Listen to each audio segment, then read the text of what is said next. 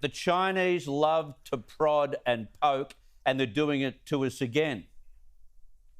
I think it's absolutely appalling that this behaviour's occurred. This Chinese ship was allegedly in Australian economic waters, but has shone a laser into an RAAF plane. And this could potentially have blinded the pilot. It could have risked the lives of the crew. It is incredibly dangerous, but I don't see how you see it other than a very significant act of aggression.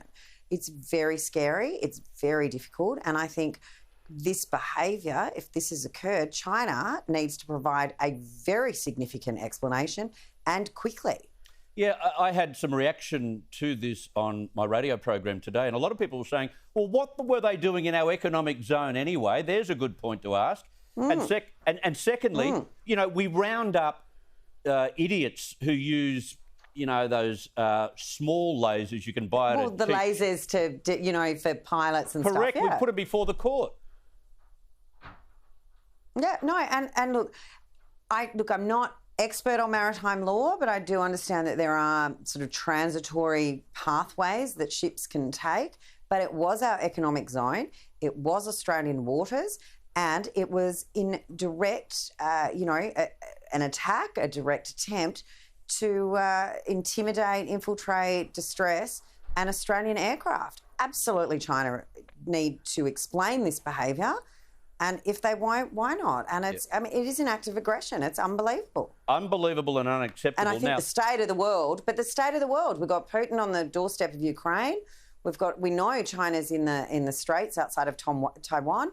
This is interesting days. Prue, the Prime Minister says Australia will raise the issue directly through diplomatic channels with China. Fat lot of good that'll do. They don't pick up the phone to us when we want to talk about trade. The problem is that China is so empowered because for years, not just Australia, but the world has ignored them. You know, that quietly they've been infiltrating, they've been doing acts of aggression, they've been taking disputed territories over and building military zones around them. And the world's just watched. So, of course, they're feeling like they can get away with murder because they have been. And, you know, this is a real shot at us across our bows. We do need to complain loudly, but China doesn't give really a rat's about us, let's face it. We're totally insignificant to them, and this is just another bullying tactic by a totalitarian organisation.